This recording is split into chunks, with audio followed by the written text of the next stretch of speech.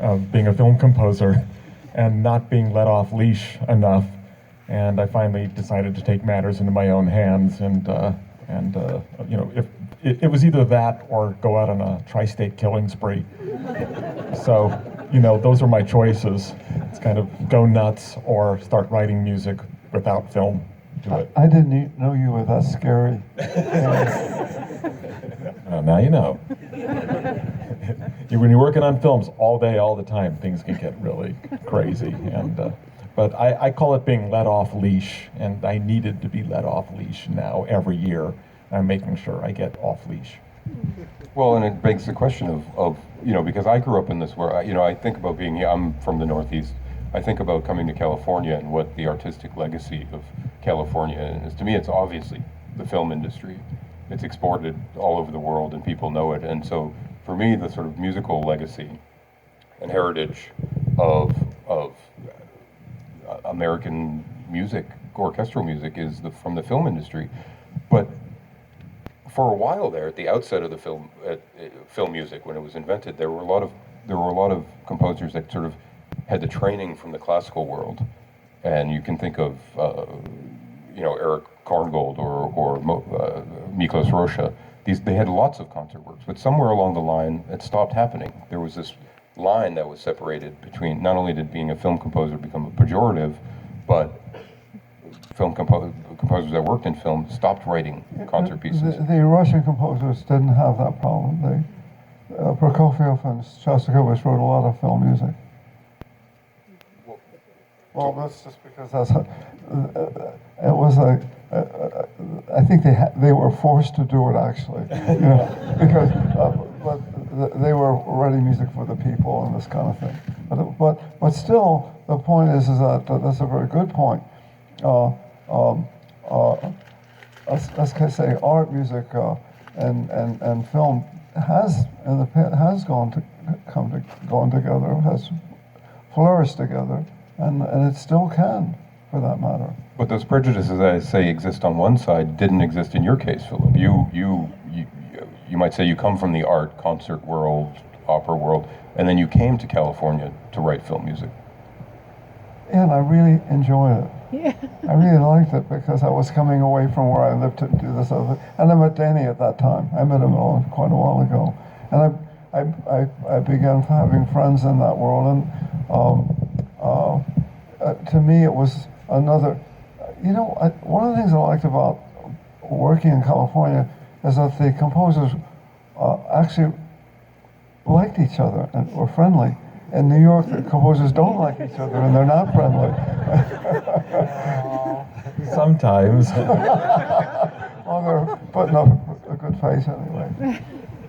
Well, I was actually, I knew this was coming up and I had a lot of time to think about it, and I was thinking about the parallels, the things that make you the same, or the things you have in common and things that were different about both of you. I mean, it's funny to hear you say wanting to be off leash, and yet I'll have conversations with Philip about writing symphonies, and you say, well, it gives a sort of total freedom that I'm not really sure I like. Well, and you sort of have to come to your own musical conclusions about things, but... Well, actually, as we talk together, when our conversations, we're more interested in the things that are similar in terms of how we entered the music world and how we became involved with an art form which can be very popular, but also it can be a lot of hard work and a lot of challenging work. And we've known each other for a while now, and I feel that we always have things to talk about. Well, one of the things that I had as a difference was that you started at the conservatory when you were 8 years old, things that I wouldn't do, like go to college at 15 years old, then master's degree from Juilliard, and then private study in France. You get to the age of 28 and you said, I studied for 20 years straight, only then to be mistaken for an idiot. On the other hand, Danny, you sort of have learned by doing. Well, I mean, I was a street musician and I didn't have any training, but I mean, what Philip and I have in common is we both came crashing in our own ways, and probably to a lot of skepticism. So even though we come from very different backgrounds, we kind of crashed in and established our identities, regardless of what other people would have, expectations of. Well, we were talking about the negative energy of being fueled. I mean, there was this. What was the reviews that you would get, Philip, were things like, Glass invents a new form of sonic torture. That was one of my favorite. We used to save reviews, and we would sometimes made them into T-shirts, or buttons. One critic said, "Listening to Philip Glass is like reading See John Run." Yeah. So it was Philip Glass's music stands to. Philip Glass's work stands to music as the sentence "C spot run" stands to literature. So we made buttons that said "C spot run," and we would wear them at concerts. So we embraced our enemies. Similarly, I used to thrive off of. We used to reprint quotes from our worst reviews in the old days, and I also took great pleasure when I got really, really nasty reviews. But as we had discussed, I kind of thrived off of that negative energy because I was always out to prove something. It was like I always felt like I didn't belong. Like I'd crashed into a country club, and I wasn't welcome, but I wasn't going to leave either. And so I was constantly trying to show the motherfuckers, essentially, is what it came down to. Yes. You wouldn't know this, but Philip's mother was a librarian, and we don't swear much around the office. So I just looked down when he said that. Sorry, I'm sorry. But apart from that, we got along Apologies. very well, actually. and to the point, I told Danny about this beforehand, so he knew very well what he was doing. Oh, I forgot. Well, no, but that was one of the things that I thought was a real similarity, was that to some extent you both remain outsiders. Well, don't forget that he did a lot of performance too. I mean, Yeah, essentially this is your third career, Danny, moving into concert Well, it's actually my music. fourth, because I did musical theater to begin with, and that's where I taught myself notation. I used to transcribe Duke Ellington and Cab Calloway and Django Reinhardt. I liked doing 30s stuff, and I taught myself to write those down. And that's literally the first things I wrote. Then there was Oingo Boingo for a number of years. And then the film stuff was the third. Now I'm looking at this as my fourth very exciting career, where I'm once again, I'm unwelcomed. And I'm trying to use that to my advantage. Danny, we're welcoming you. Don't you know? Here I feel very welcome. So thank you for that. Well, thinking about a lot of things. I mean, when you're writing, for example, Danny, you just finished a violin concerto. That you're moving into. I mentioned this yesterday, that I think there's something that outsiders bring, a freshness to a very stale thing. So it's one thing to say, I'm going to write a violin concerto if you've just studied for 20 straight years and you don't do anything else. But it's another thing when the freshness that you bring, and I mean this sincerely, is he just wrote a piano quartet, for example, and he was asked for the commission, and he said, yes, I'll do it. What's a piano quartet? Well, actually, I said, yes, I'll do it. Then we talked a bit further, and then I stopped him. I said, please tell me that doesn't mean for 4 pianos. 'Cause I don't know. He goes, no, it's not. I have a piece of 4 pianos. Yeah. It's called Piano 8 Hands. I mean, I really do have a piece. I know. But suddenly I was worried that I don't know if I can do that. And he said, no, just Danny, one I'm sure piano. you can do it. This is an extremely talented guy. I hope in the next year you'll show me your piece for 4 pianos. All right. I think we'll just start with 2 and work from I there. have one for 4 pianos. You have one. We can go on the road. Well, we have to get 2 suckers to come with us, but maybe we can manage. you have to understand, I'm the poor business guy. I do recordings, and Philip wrote a piece called Four Movements for Two Pianos, and I thought that was a thing. Great. And then he wrote a piece called Two Movements for Four Pianos. And he's got It seemed like a good idea at the time. And then he publishes three selections for four hands on a single piano. So we have three pieces for four hands, four movements for two pianos, and two movements for four pianos. You remember. And the only place we can record this prospectively is in Montana. There's a guy in Montana who has 8 pianos. That's four hands. Yeah. I just happen to live in Montana. But a similar thing happened with the violin concerto. You said, yeah, I'll do it. But I didn't really know what it was. Right. And so then I started learning, and I was like, uh-oh, what did I just say yes to? These things are really hard.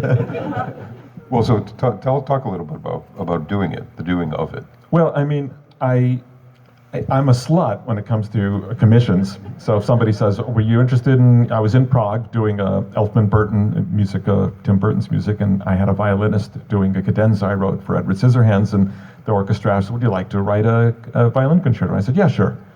And it's like, later I'm going, did I just say, yeah, sure, okay. Maybe I should start listening to some of these and see what I got myself into. And then I started to educate myself. And then it was like, oh shit, now I'm really sorry. Oh shoot. These things are really hard. And, but, it's like I'd already said yes. So it's like, I'm really that kind of slut, It's like somebody asks me and I just go, yeah, sure, here's my number.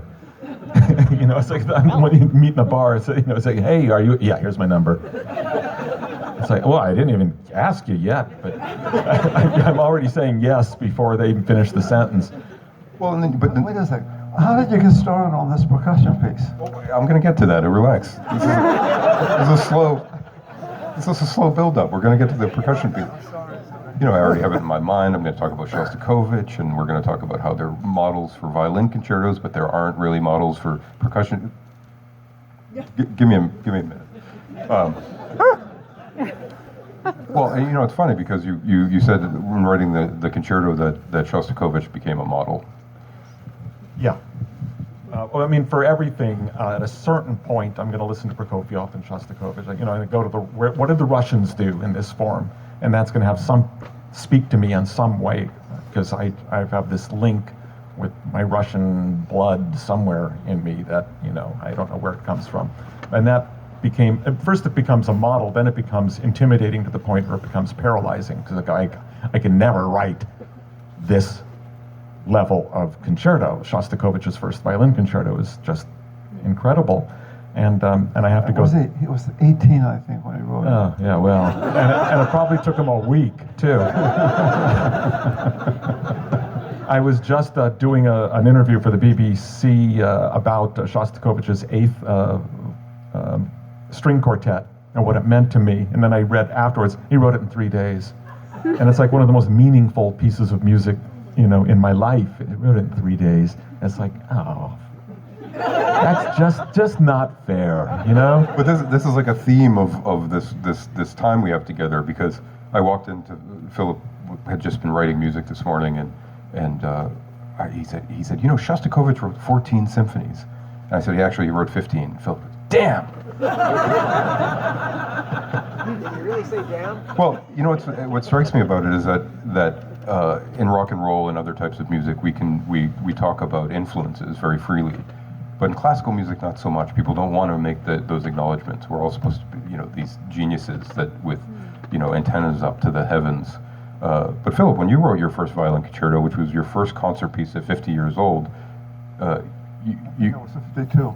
But I wrote the violin concerto because it was my father's favorite musical form, and for some reason, and he had passed away a few years before, and I wanted to write a piece for him, even though he wasn't alive. And so I said, what he really, and the piece he really liked was the Mendelssohn violin concerto. So I said, okay, I'll start with Mendelssohn. And that's why it starts the way it does, by the way. You knew that, though, didn't you? Yeah. if you listen to this concerto, if you know this concerto, you'll not get Mendelssohn out of the.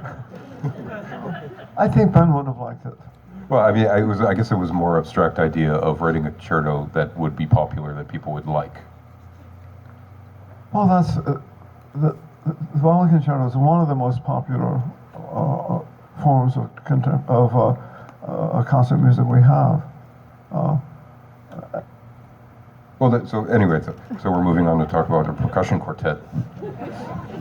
You hadn't written There's part of Third Coast Percussion's mission is to enrich the repertoire of percussion pieces, because all these great composers, whether it be rhythmic composers, Bartók, Stravinsky, Shostakovich, they didn't write percussion pieces, and so this is a big sort of injustice which they're fixing right now. What was it like for you to approach it? Because I think it's different, obviously, from writing percussion music in a symphony. One of the things that's happened is that percussion ensembles are existing now, and this is one of the best ones. What you're hearing tonight, the Third Coast, is one of the best ensembles like that. But I would say 20 or 30 years there weren't this many ensembles like that. So that's one thing that there's a lot of new music being written for them. Now, I had a slightly different orientation, because when I was as a kid, when I was at the Peabody, I could take on Saturdays I was able to take other lessons, and I signed up for the percussion class.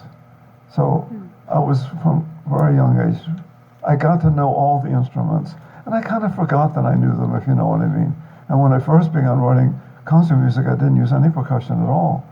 And then when I got into the symphonic music, I said it was time to do the percussion. And to my surprise, in a way, I knew the instruments, I knew the ranges, I knew how they were hit, I knew, because I had done that as really almost as a child. The timpanist from the Baltimore Symphony Orchestra, his name was Mr. Hart. I still remember that guy. I love that guy. Whoever came in on that Saturday morning, and he didn't have to be signed into the class. He would pass the instruments out, and we had an ensemble, and we played for the whole morning.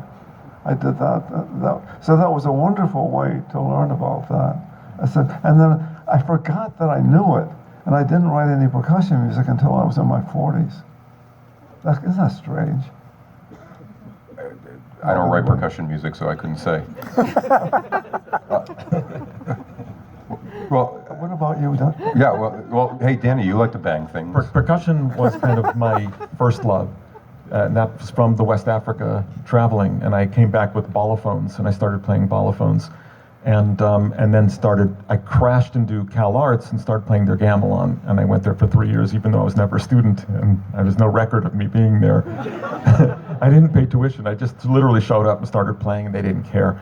And but I did go through a period where I thought maybe that was my future, like to be some kind of Harry Partch-like thing, and I started building instruments. And so I went through a couple of years where, with the Mystic Knights, this theater troupe, we built a whole orchestra of a balafon ensemble and a gamelan ensemble, in the model of Lou Harrison had done a gamelan ensemble from steel pipes, and we did the same thing. And then I was grinding wood, and I was talking with the guys in the group today about my years of grinding rosewood, to the point where I'd sneeze like a week later, and my Kleenex with rosewood still coming out of my sinuses. I mean, I was like covered in rosewood all the time. So I was grinding wood, and I loved building the stuff. And then I forgot about it, and then I was in a rock band, then film music. So, but my studio, if you saw it, is filled with vintage. I collect vintage tuned percussion. So I have marimbas, some great stuff from the 20s and 30s. You know who Emil Richards, the percussionist, played with Harry Partch, and I got some of his original instruments, and I collected some. Did you ever play Partch's instruments? Who? Did you ever play Partch's?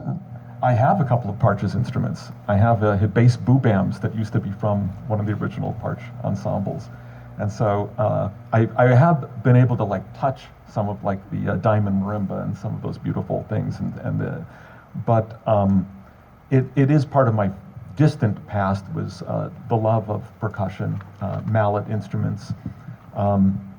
I have some very rare Why did ones. you wait so long to write? I know. So, well, literally, when I got the call though about this, first it was like, oh, there was a call and it came from Philip Glass's office, and he was wondering if you were interested in it. I said yes. And he go, can I even tell you what it is? And I said, it's just yes. And he's like, all right, well, okay, it happens to be for a percussion quartet. I go, well, double yes. It's yes twice. I mean, what else can I say? And it was kind of, the challenge was 4, because no matter what I do, it's like, oh, if I just had 5, I can get that extra part in. And so there's always, writing the piano quartet was to say, oh, if I only had a bass, if it was 5. But writing for the 4, it was just pleasure for me. It was just like pleasure. Well, and this is a 4-player. This is the sort of miracle of culture, I have to tell you, because 20 years ago, Danny, you did an audio commentary on the Planet of the Apes DVD, and I was one of these people who sits there and listens to composers' commentaries and DVDs. And you talked about doing all the tracking and your own percussion instruments, and it always stuck in my head that you had this trove of percussion instruments. And then the thing, I actually thought at first we would do the your new piano quartet, because Philip has a new piano quintet, and so basically this thing was floating in my mind, and Philip said he wanted to invite Third Coast Percussion. I proposed this thing. The only date that would work, Danny's violin concerto is called 1111 because it's 1111. Elfman means 11 man or 11th man, whatever. And this concert could only take place on this date of 10/10. So I said, percussion quartet 10/10. This is perfect. Yeah. Darn it! I should have made that the title. We proposed it. Danny's already established that he's a slut. And Third Coast was open to it, and they were playing in L.A. And I said, "Oh my God, they're playing in L.A. Danny can make it." And you were in London or something, and you flew back. And like 24 hours later, I got a selfie of, on Instagram of Danny with the guys. But it seems like people think that composers can do whatever they want, and it's really, when you start to think about it, when you're on this side, you start to see that life becomes a series of opportunities. Verdi wrote one string quartet because he had there were delays in rehearsals of Aida, and he had a month to kill in his hotel room, and he wrote a string quartet. But people think composers can do it. They're waiting to be asked. And so I'm really happy that we asked you for this one. I'm really happy that you asked also. So it all worked out well. Well, and Philip, I want to talk about your piece. It's called Perpetuum. What does Perpetuum mean? Well, it means it doesn't stop. Of course, it does stop. But I like the title so much, I kept it anyway. So, but it was the idea of. But in a way,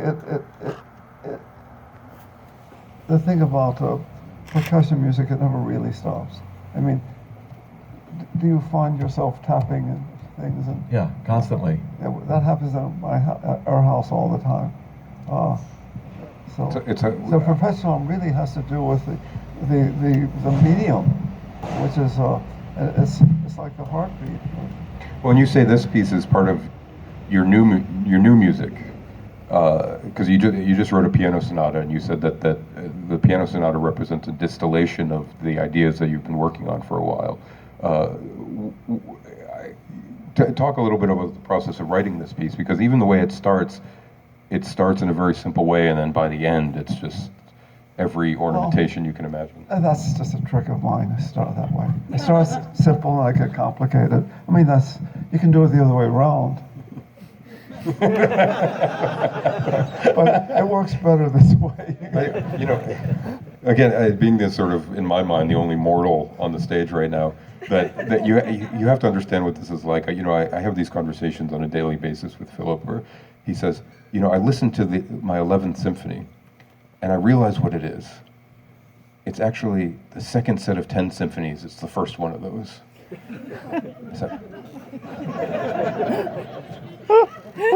Well, because it represented something new in your mind, or how you were thinking about music, and it seems like this percussion quartet is part of this new music in that way. Yes, but it also brings me back to my early years as a musician when I was playing percussion. I had no idea that they would become part of my life in that way.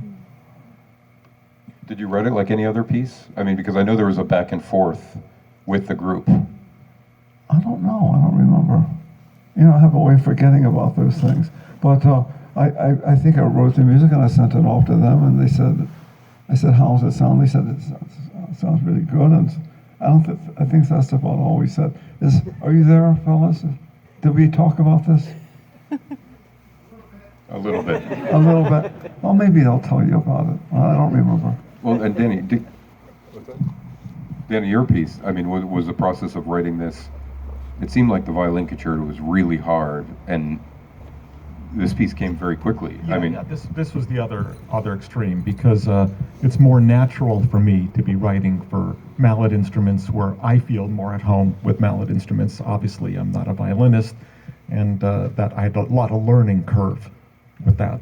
But for my own, as I've mentioned, I used to I had little mallets that I carried around with me everywhere into hardware stores. I had tuned measuring cups, tuned mining pans. I actually had tuned beer cans called a Schlitz Celeste. And so, I do have this love of that stuff, and I'm happy. Like in my studio now, I have a thing I got from Amel that's a octave vibes, of which there's only 3 of in the world, and that's great pride to me to have a percussion instrument that there's only 3 of them in existence, and I still have my old ballophones, even though they've kind of fallen apart, after so many years. Well, and you hear things in your piece. You'll hear gamelan textures. And as I asked you, I said, how do you know, and with these instruments, how would you know to do such a thing? Yeah, I mean, technically speaking, it's the only music I ever studied was actually gamelan. Where by the end of 3 years, I was doing Genderwayang, which is the puppet theater where you're using 2 mallets instead of 1, because most gamelan you're dampening with 1 hand and playing with the other, and the Gender you're using 2 mallets, and it's pretty tricky. So it's part of my, youth, so to speak, is that music. Interlocking rhythms is something that's very natural. I'll tell you a quick story. I was 18 years old. I was living in Bamako, Mali. And it was in the middle of the afternoon, and what would happen is you'd be writing a letter home, and suddenly the pencil drops out of your hand, and you realize the temperature has just crossed 115 degrees, and you just don't feel that. You just feel yourself just stop. And I just lay down, and I was half asleep, but I'm hearing these rhythms from the street down below. I was on the 2nd floor, and it sounded like 2 tin kind of cans and some kind of drum, and I'm trying to count it out. It's so sophisticated to me, and it's so interesting, and I'm trying, where is the downbeat? Where's the bar lines here? And I'm trying to figure it out. And I finally, after like 20 minutes, I get up, and I go and look over the edge, and it was 3 little kids. 3 little kids just banging on stuff. And already, this thing was like, it was good. It was like real. It was coming. They were just improvising, but it had syncopation that was. Turns out you were improvising. And so that stuck with me. That like the idea that these things are eternal. They're like part of our body. They're part of our rhythms, and that's one of the things why I loved Stravinsky. Turned me on to classical music. It was hearing The Rite of Spring turned my world around when I was a kid or a teenager. And then it was hearing Phillip's music later. I realized this is another level of the same thing. It's interesting and it's new, but it's rhythmic. There's a rhythmic thing that is getting to me in the same way, and it's catching me. And that's where I started to develop this whole 20th century kind of theory of music and what music stopped doing in the second half of the 20th century, which in my mind, Phillip kept alive in a fresh and original way, which is the concept of this rhythmic creation instead of, well, I don't want to get into No, I know what you're talking about. Can you just mention your son and The Rite of Spring? Yeah, I mean, I understood. My son was 4 years old, and I put on a DVD of Michael Tilson Thomas conducting The Rite of Spring and the San Francisco Symphony, and he asked to put that DVD on every day for about a month or 2. He called it the white of spring. But I understood it's getting through to a 4-year-old on a primitive level. It's working. He doesn't have to understand it. He doesn't have to study it. He doesn't have to understand harmonically or how difficult the metering is and how difficult it is to play, because there's an elementary thing going on there that appeals to all, in my opinion, all humans have, like, somewhere in their system the ability to understand rhythm. And even if a lot of humans don't think they have it, and maybe, you know, in America, some people have drifted kind of far from that. It's still part of, like, somewhere in our DNA. It's there. So writing rhythmically is something that, of course, I love to do. Well, and both of us, well, you know, it's funny because percussion ensemble doesn't seem to be the same sort. I was going to ask about keeping your voice when you're writing things, but I'm not going to ask that. Okay, but, you know, I'll also mention that one of the next big works that really inspired me is, and I'm going to say it wrong, and you're going to correct me, Powakatsi. You know, when I heard that, I said, all right, this is the next level in everything I've been, like, thinking should happen, and there it is. And that combination of the rhythm, the orchestra, and the choir, and it's like, oh my God, it hit me the same way that the Rite of Spring did. And I realized that there's a connection to all of these things that go back thousands of years, obviously. Well, I speak for everyone, but especially I speak for myself. I couldn't be happier and more honored that you're both here. Thank you, Third Coast Percussion, in advance for this great concert. Thank you both.